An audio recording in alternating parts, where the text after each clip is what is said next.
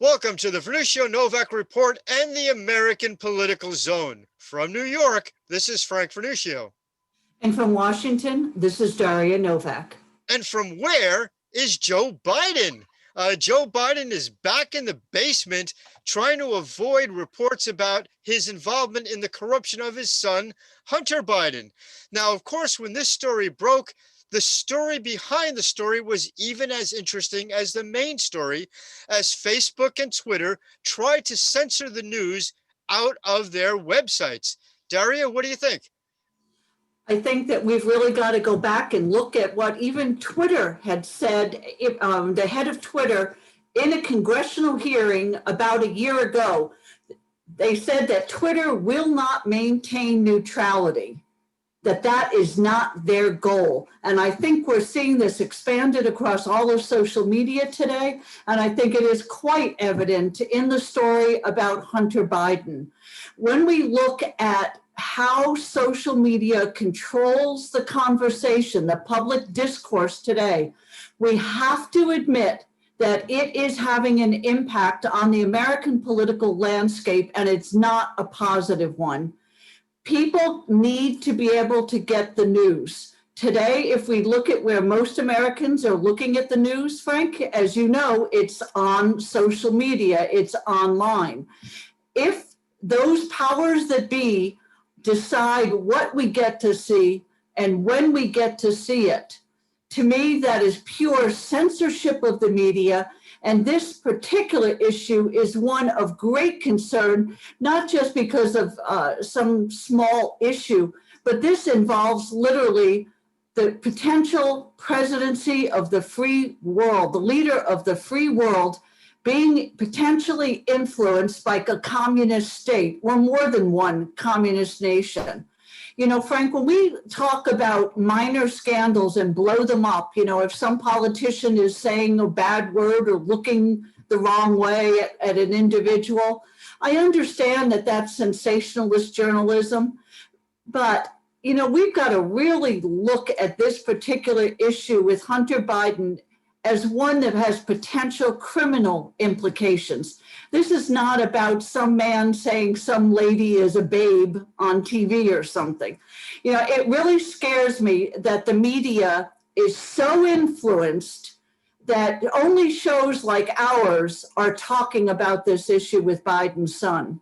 Daria, there are a number of subsidiary legal issues involved. Indeed, if Twitter and Facebook are now censoring news and are presenting essentially advertisements or support for the Biden campaign, doesn't that essentially make them a contributor to the campaign and subject to Federal Election Commission regulation? It's essentially an in-kind contribution. That is one aspect. The other aspect, of course, is the overall regulation, the protections, the extra protections that social media sites have from FCC regulations. Um, some time ago in the Washington Post, I wrote that, well, I don't believe in any way of government control of the internet or of social media, that nevertheless they should be treated as a common carrier. Just the way, for example, if you show up at an Amtrak station or if you show up at American Airlines or, you know, any of the other airlines or Delta, they can't say we don't like your politics or we don't like your religion, therefore you can't fly on our airplane or ride our railroad. The same thing should be done with internet sites and the social media monopoly giants like Google, Facebook, or Twitter. Because of their ubiquity, because of the fact they are the central way that we give and receive information, they should have to be open to all comers. What Facebook and Twitter did in light of the Biden scandal tells us a couple of different things. Number one, it demonstrates their overt bias. Number two, it tells us that they are desperately worried that this campaign is pretty much a disaster, heading into a disaster for Joe Biden. Look, any other politician running for any other office who had to deal with this type of scandal would have been already driven from the race. This isn't just a Hunter Biden scandal. We now know for a fact that this money that Hunter Biden was collecting was going to Joe Biden and that Joe Biden was selling the office of the vice president he was influence peddling in return for a pecuniary return. You know, this literally has the look of an operation of some kind. This is not just a bunch of disparate facts that happen to be thrown together into a conspiracy theory. We have seen that the media is stopping information from going out. And any other time in American history, we would say we protect all speech, even ugly speech. You know, we've got to look at the implications of this beyond even this one incident. Daria, let's go to our first guest.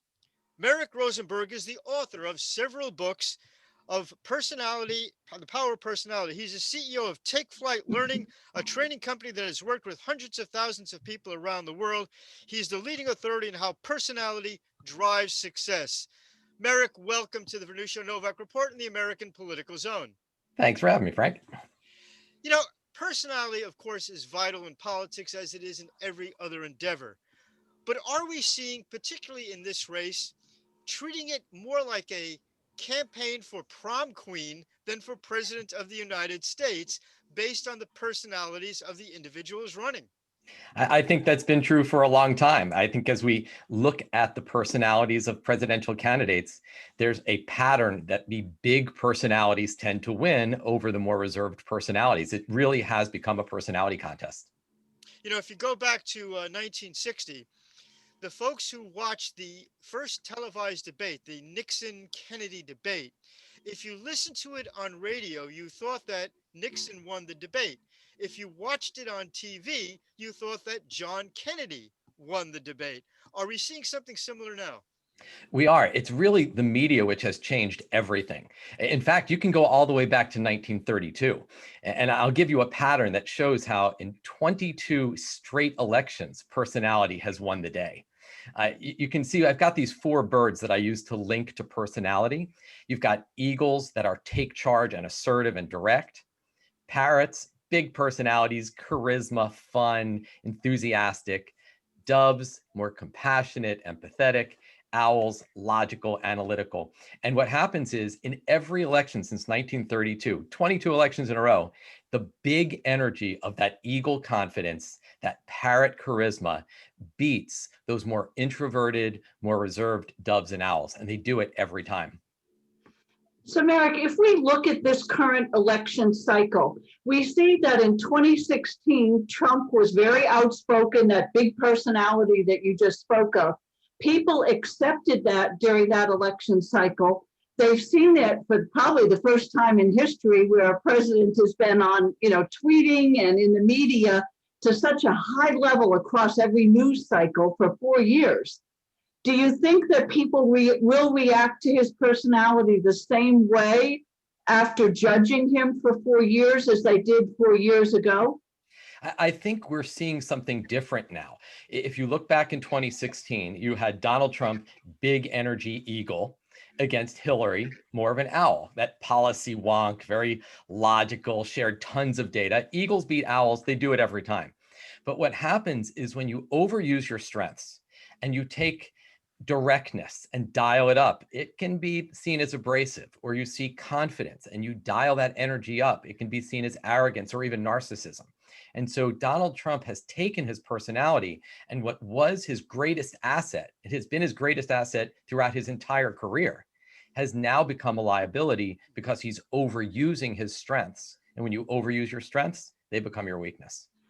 But do you think that the American public who wanted an outsider to do a certain job that's not yet complete, but it's on that path, do you think the American public in general, and I don't mean political analysts like we're very into watching every detail, do you think the average person says he's still strong, we're doing the job, we're not done yet, we still want him with that big personality because of that same fact that he will stand up? Well, I think the American public loves the fact that when an eagle stands in their power, they speak with confidence, they take charge, they vote for that. But the reality is that it really isn't about policy and platform and have you done the job? Have you completed the job?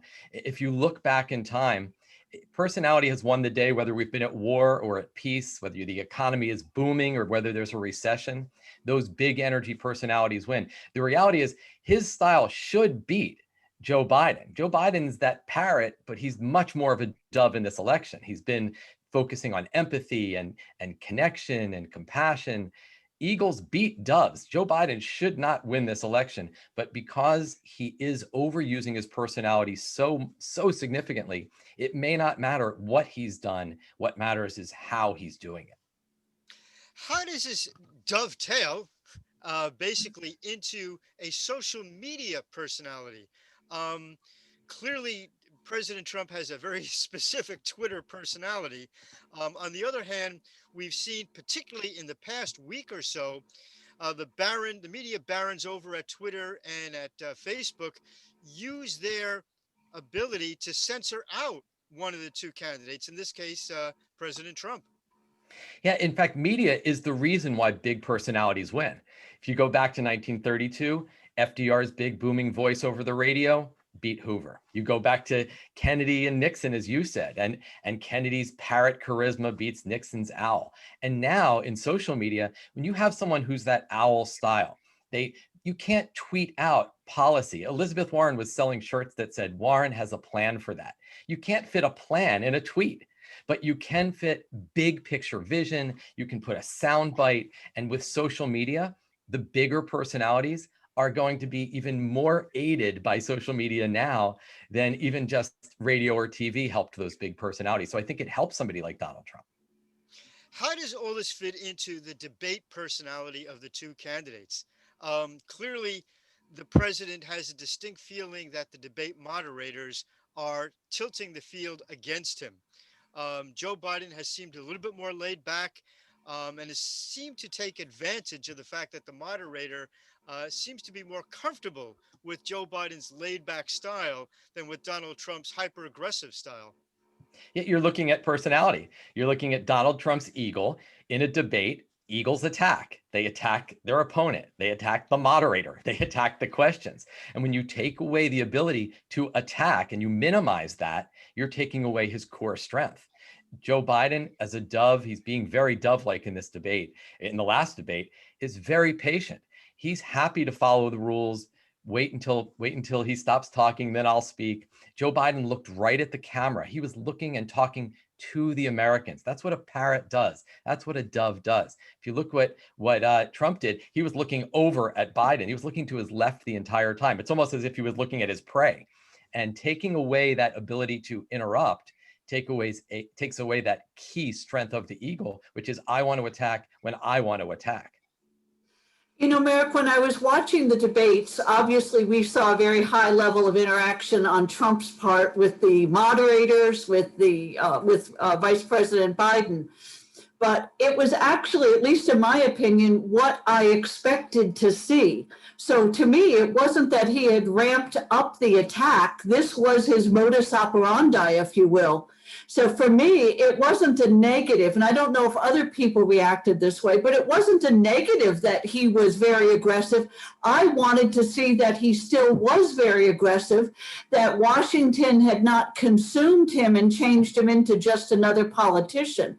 So, how do you judge that, whether people are expecting to see this big personality continue versus people who might be offended? I think the people at the ends loves it. Right. The people at the ends of the continuum. If you're solidly on the red team, you are voting for Trump. It doesn't matter how he acts. If you're solidly on the blue team, you're voting for Biden. It doesn't matter. But those folks in the middle, those undecideds, those swing voters, those independents, they're looking at personality, and they can get offended very easily. If you remember last time around 2016, Tim Kaine is a dove, VP candidate for Hillary. He was brought in to humanize her campaign, but he kicked into eagle mode when he got into that debate to take on Mike Pence, and nobody liked it because people were like, "Whoa, who is this guy? Like, relax, calm down." We almost didn't like him being in eagle mode because it's not who he is. Donald Trump can stay in eagle mode and display confidence and be assertive, but when you dial it up to aggression, that's when you're going to turn off those people in the middle. And I think that's why so many people were talking about that after the debate. It's that he turned off people by being too aggressive. Assertive is fine, aggressive pushes people's buttons.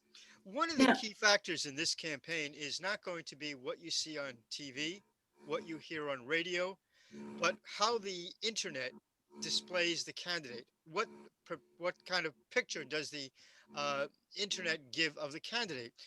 When we see Facebook and Twitter, and for that matter, Google itself in their search results, particularly tilt towards one side versus the other.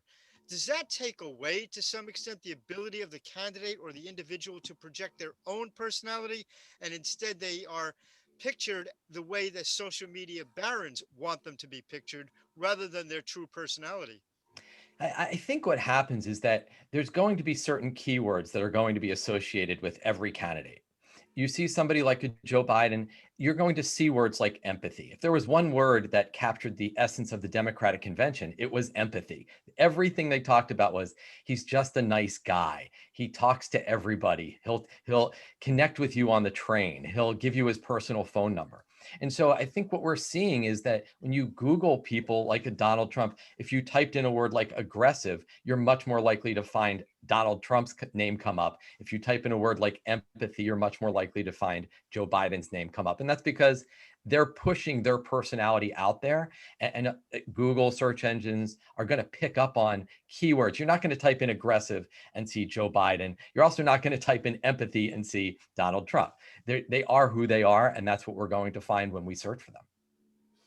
how much is visual and how much is auditory for the aggression? And the reason I'm asking this is back in 1994, I was a researcher on a Harvard study, and we went out and interviewed 38,000 people on the presidential election from 6 different US cities. And what we found was that people actually based their judgment on Ross Perot's ears, how they looked, and it turned them off.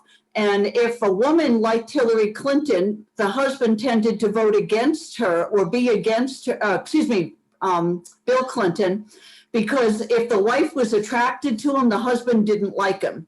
So there are all of these sort of emotional, physical things that we found. Do you still find that with Trump? Is it the visual or is it the words more that impact people? It's really the words and the tone. It's not as much what you say, it's how you say it. Reagan was a master of that. It wasn't even the words he used, it was how he came across. You mentioned earlier Nixon versus Kennedy. When people heard Nixon, he sounded logical, he sounded intelligent, he's an owl. But when you saw the charisma of John F. Kennedy, there was no way that Nixon was winning that debate. And so we see sound bites today. We see little clips, little moments of our candidates. And those visuals, eagles and parrots, show up very well in a sound bite. Whereas a dove or an owl, they seem more reserved, more soft spoken. They don't seem as what we think is, quote, presidential.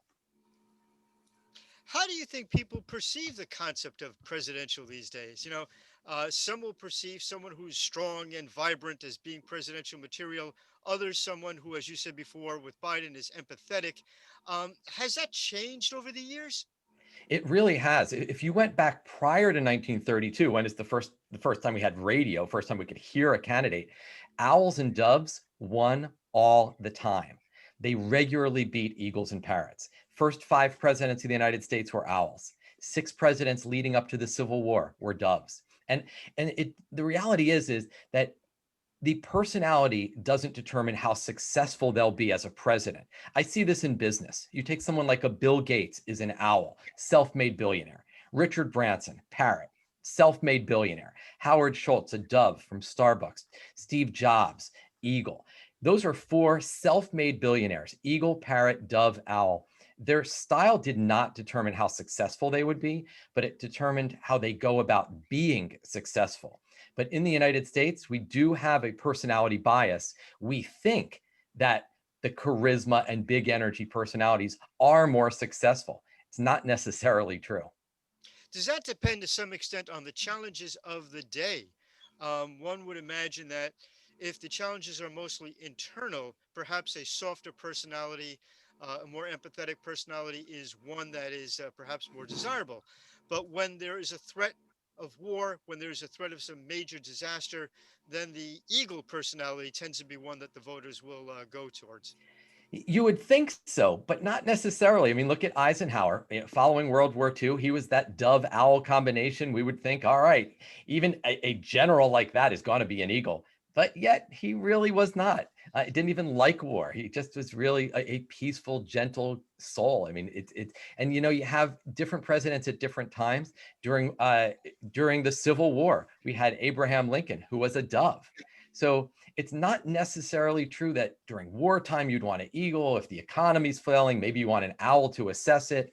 The style really doesn't correlate to what's happening in the world around us. What is most important is what we think we need in the presidency, and we think we need those big personalities.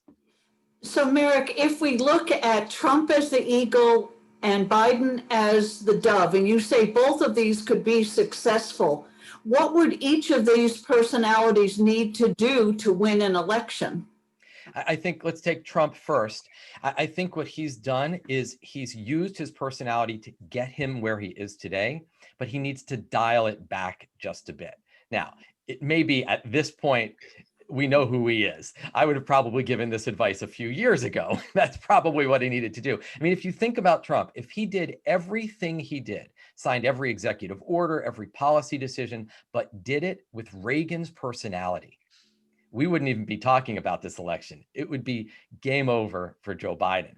Joe Biden, he's really that parrot dove combination. Throughout his career, he's always been that parrot, very charismatic. That's why he makes so many gaffes. He's done it his whole career. This isn't a new phenomenon for Joe Biden. He's always made verbal gaffes. But I think what they're doing with him now is they're saying, dial it down, because when he gets into parrot mode in front of a big audience, he makes mistakes. And they don't want to give the Trump team ammo to say, this isn't just Joe Biden's gaffes like he's done throughout his career. This is mental decline. And so I think they're very consciously telling Joe Biden, dial it down, slow yourself down, be the dove.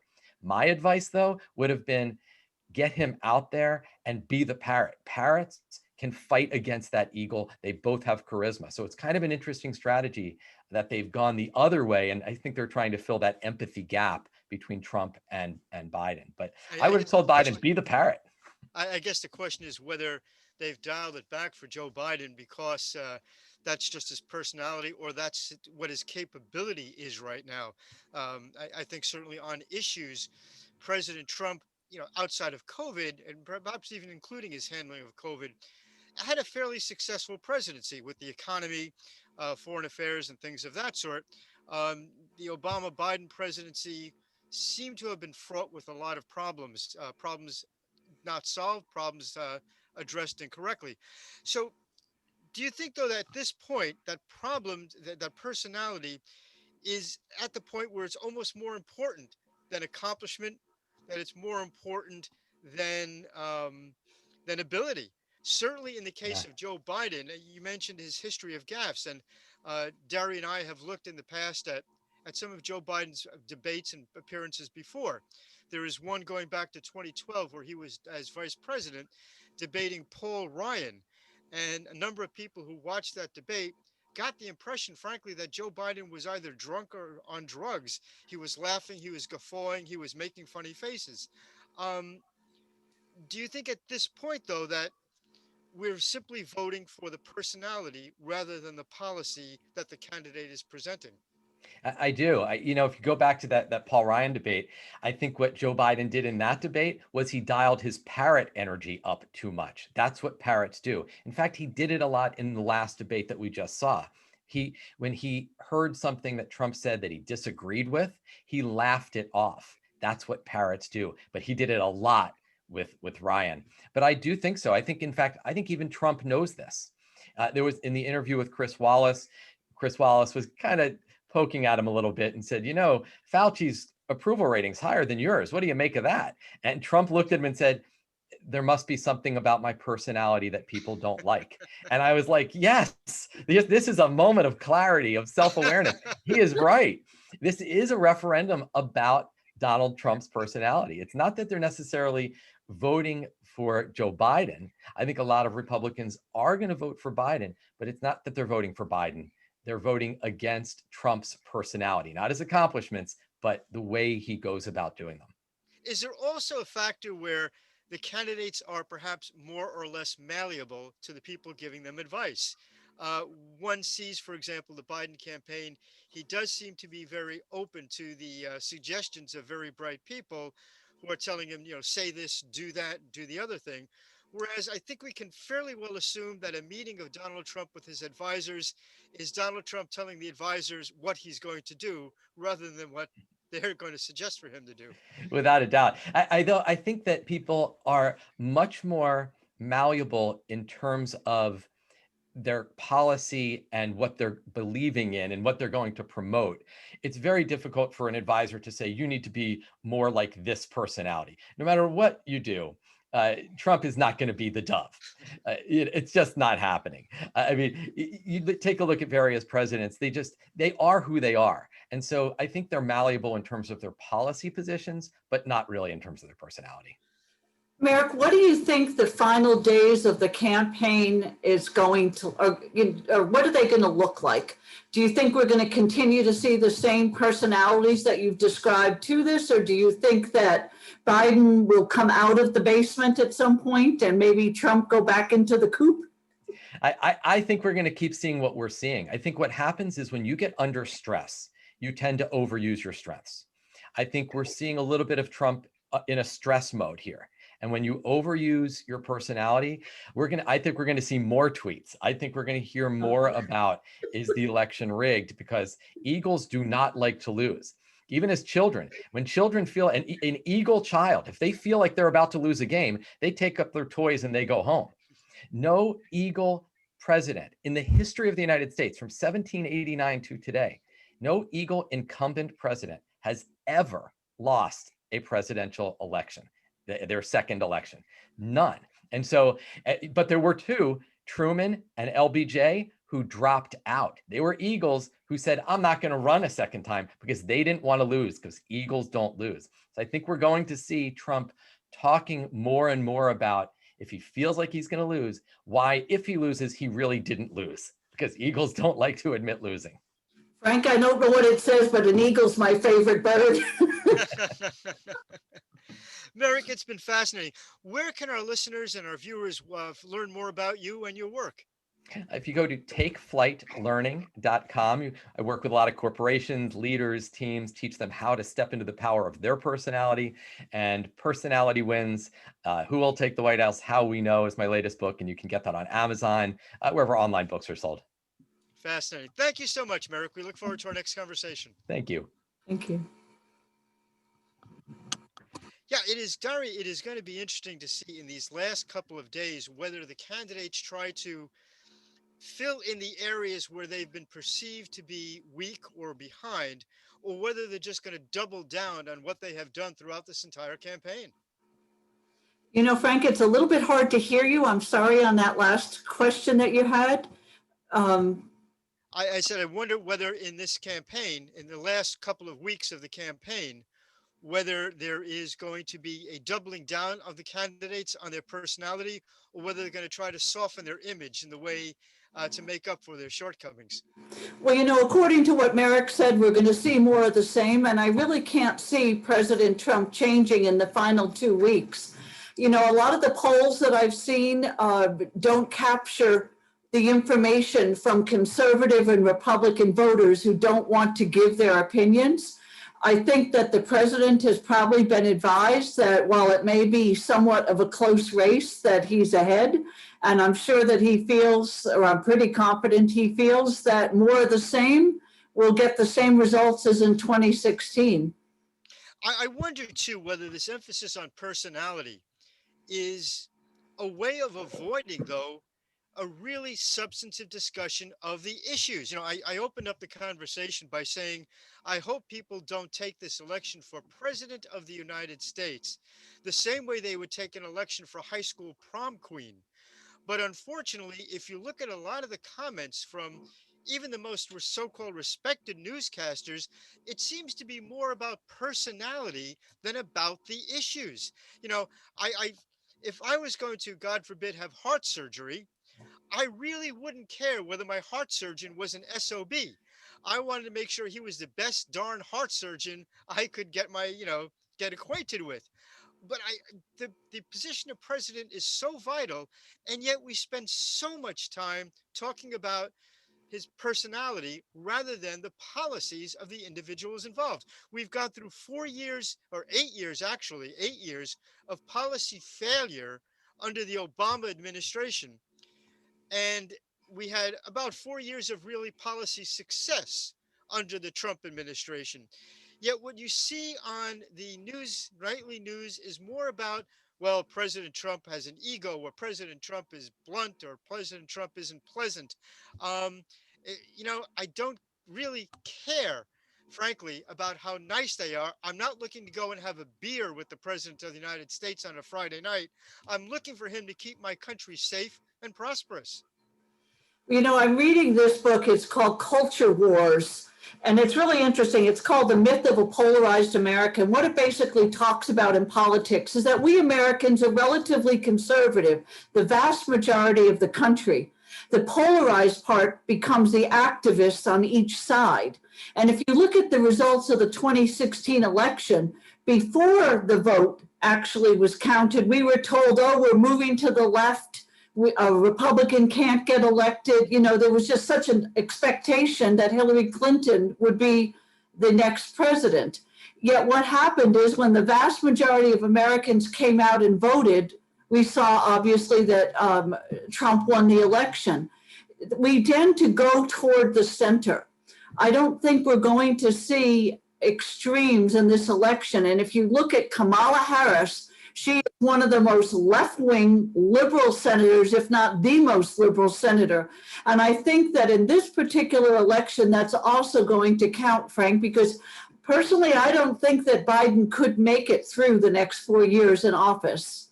I think a lot of folks have been saying Harris.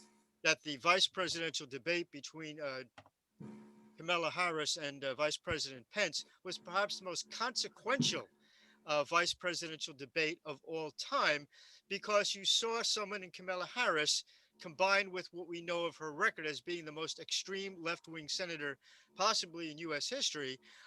That's not something the American public really seems comfortable with. So this might have been the most consequential vice presidential debate in history. And since we do not expect, and let's be honest and blunt about this, no one expects Joe Biden to be president for the next 4 years, even if he wins. They expect that at some point Kamala Harris will take the Oval Office. If that's the case, then are you really voting? Is America really ready for a pro-socialist, anti-First Amendment president? We know in Kamala Harris's background that she used the office of California Attorney General to suppress free speech. There was a particular case where an individual was making a statement about abortion clinics and things of that sort. Whatever your views on abortion at this point are irrelevant. The point is, the individual that Kamala Harris attacked was being attacked because he exercised his free speech. Kamala is an interesting personality to be selected for this particular position. We've talked about on the show before, Frank, that Kamala Harris does not have a good reputation among African Americans due to her can't say that word. Prosecutorial. See, I needed to go to law school, Frank. I know all these big words have more than one syllable. But, her record in the courts is not one that is necessarily looked upon favorably by the urban African American population. It's not drawing in those individuals. If you look at in contrast to the Trump administration, we see that African Americans are doing better. There's smaller gaps between white and black in areas like unemployment and education. We've been moving in the correct direction. We don't see a Biden-Harris ticket providing that kind of a future for the African American population. We're seeing that in cities like Miami. I think this is an interesting one for people that are into the politics of it. New registrations in Miami, which is a Democrat city, heavily Democratic, are 2-1 in favor of Republican registrations. These are new registrations. So if you look at this, we see that the African American population is slowly moving with bigger numbers favoring Trump than in 2016. We see the Hispanic population across the country moving in that same direction. We see that in general, people are happier today than they were 4 years ago. They feel 56% of people in last week's poll, Americans said they were better off today. This is even after COVID. 56% said they were better off today than 4 years ago when Trump assumed office. So if it's a combination, Frank, of personality and getting out the message there, we certainly know Trump's message is out there. He's also been able to do things. And I think he's one of the first candidates in recent memory for me that you can go back to the campaign and look at the promises and see that he's either accomplished them or worked on them. He actually did what the American voters asked for in 2016. How do we get around, though, or how does the Trump campaign get around the fact that they are not just fighting a candidacy, case of Joe Biden, but they're actually fighting the media and official Washington as well? One of the reasons why there has been such a vehement response to the Trump presidency, as there is to the Trump candidacy, is that a lot of established Washington power brokers feel that they are being pushed to the side. You mentioned specifically that President Trump made promises to the people in 2016, which he had the audacity to actually keep once he got elected, something we don't see very often in politics, whether you're running for mayor or president of the United States. The president is running very much on a record of responding to the people, not the power brokers, and not to these special interests, such as the big media types, or to the or the folks in Washington. That is really working against him, though, isn't it? When we look, for example, at probably the biggest political scandal in a long history of political scandals, the fact that Joe Biden used the office of the vice presidency for his personal enrichment, that he cut deals with the number one enemy of the United States, China, for his personal enrichment. That message really has been kind of squashed quite a bit, hasn't it? You know, we saw, for example, how Facebook and Twitter tried to censor out the story altogether. Our guest Merrick was talking about being an eagle and being pushing your personality, but isn't it also a case that in someone like Donald Trump, who is not paying attention to the power brokers or to the media barons, but being responsive to the people, don't they almost have to be sort of over the top because no one is helping him out at all in terms of the power brokers in Washington or the media establishment? You know, Frank, I've got to ask you a question. I'm going to give you a couple of facts. We have a laptop. Actually, there were 3 laptops, but one laptop in particular from that's confirmed to be from Hunter Biden. We have the signature, the original signature from the repair shop where this computer was obtained. And we know that it is in possession of the FBI. And we know that the FBI has affirmed that the material on it is real and that it has nothing to do with a Russian disinformation campaign. Yeah, if I can interrupt 1 second. The director of national intelligence, John Ratcliffe, says the information on Hunter Biden's laptop is definitely not Russian disinformation. It is indeed genuine.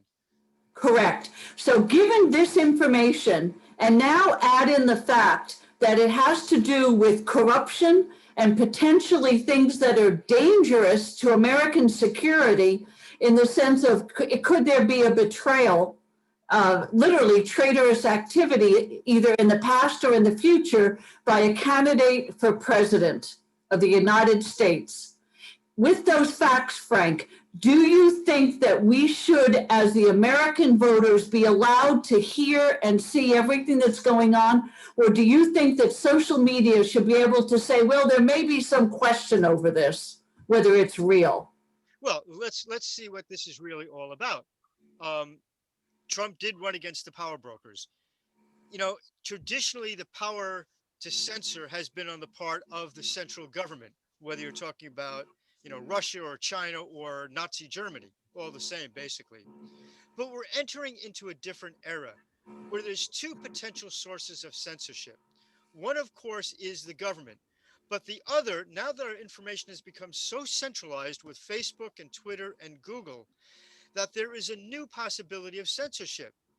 Even without the government, the ability of Google, Facebook, Twitter, and other social media sites to censor information, to project only the news that they want to project, is so strong and so powerful that it becomes a new danger to freedom. The first thing when I started hearing about this laptop, about Hunter Biden and the money he made out of the Ukraine and the China, first thing that came to mind is when I look for a candidate or a candidate's family, because in a sense, the whole first family comes into play when you look at the presidency to some degree, the first lady. The first thing that came to mind was, are these American moves? Is this somebody who is going to serve the American people? Is this the idea of a person who is serving themselves or serving the United States? To me, the answer is Biden and his family appear to be serving themselves.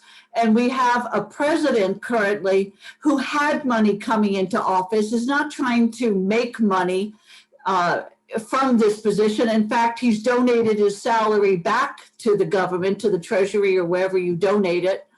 And I thought, you know what? President Trump really is a patriot. He's somebody in his own way who wants to serve the people. I think that's one very, very big difference, serving yourself or serving the American people.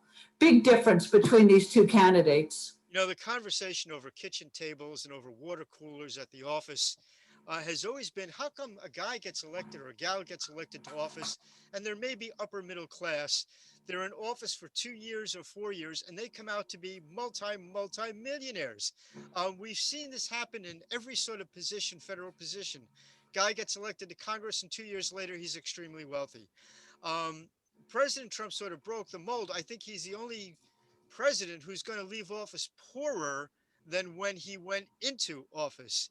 When you look at what Joe Biden has done in 47 years of long government service, there's no list of accomplishments there. There's no list of legislation that he's really proud of.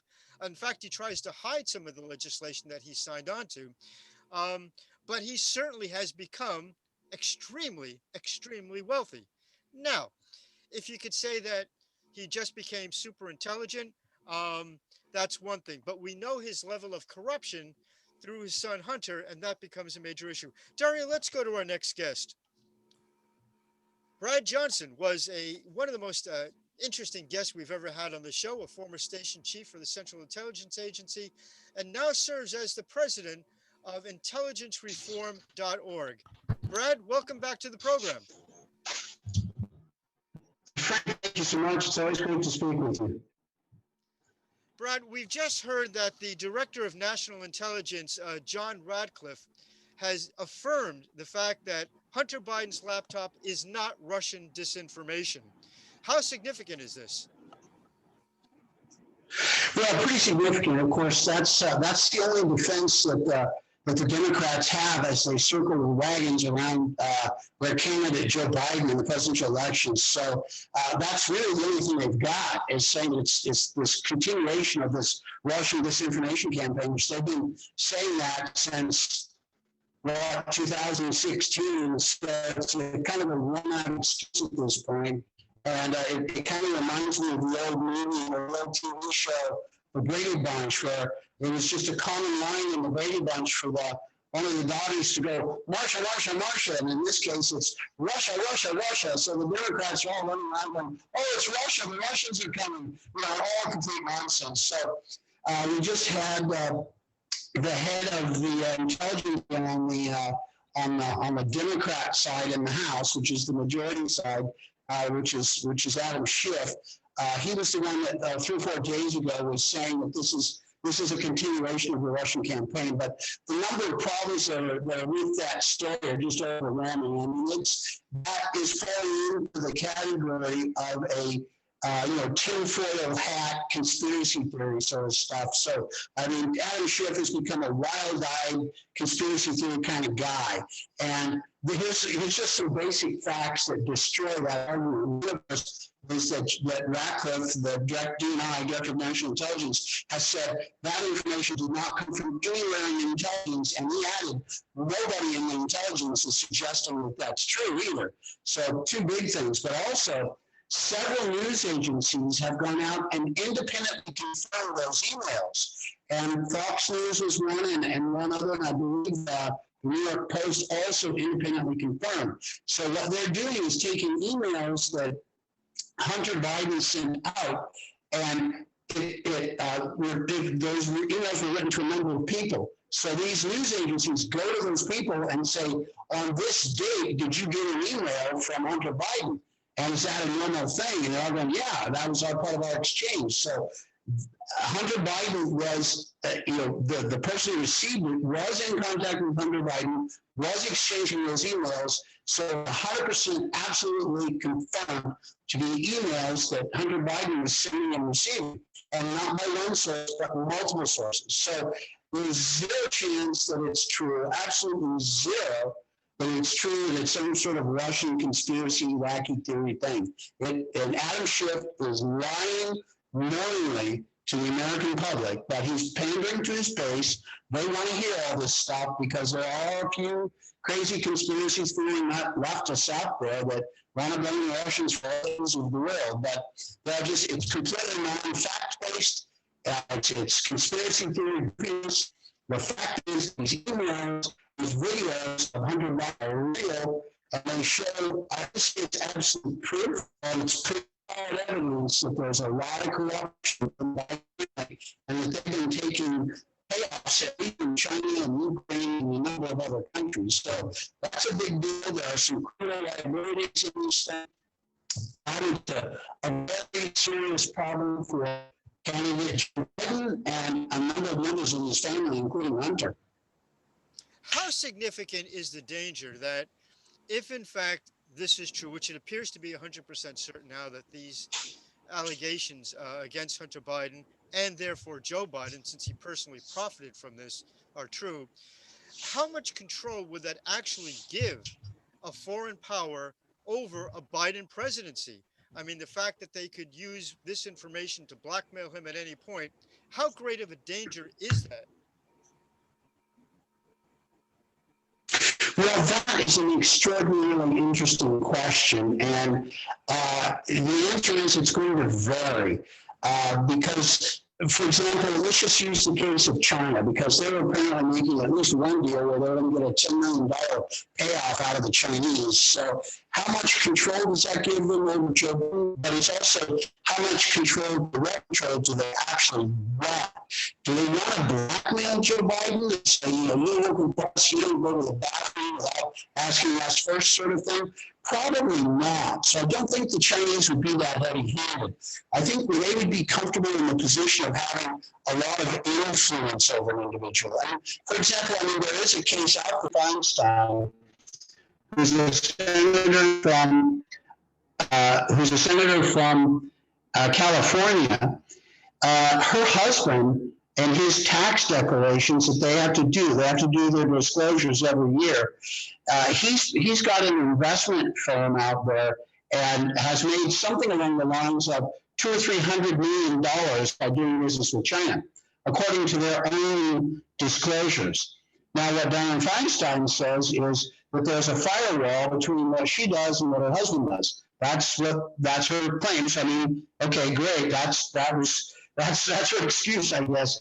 But if you also look at Dianne Feinstein's voting record, her voting record is very pro-China. She doesn't do anything that's negative China. Now, I'm not suggesting that Dianne Feinstein is recruited by the Chinese and is working for the Chinese, but I am suggesting that when she votes, she takes into account the fact that they're making hundreds of millions of dollars with China, and so she votes accordingly. She doesn't want to antagonize that relationship. So I think that would be kind of reflective of Well, of course, I don't know firsthand behind the scenes how that plays out, but if you look at her votes, it all lines up. And I would suggest that it's a similar situation with Joe Biden, that his votes and his behavior and things would line up in such a way that he does not antagonize China, where he's not under their direct control, but wants to maintain that friendly stance. So that would, of course, be tantamount to the same thing from our perspective as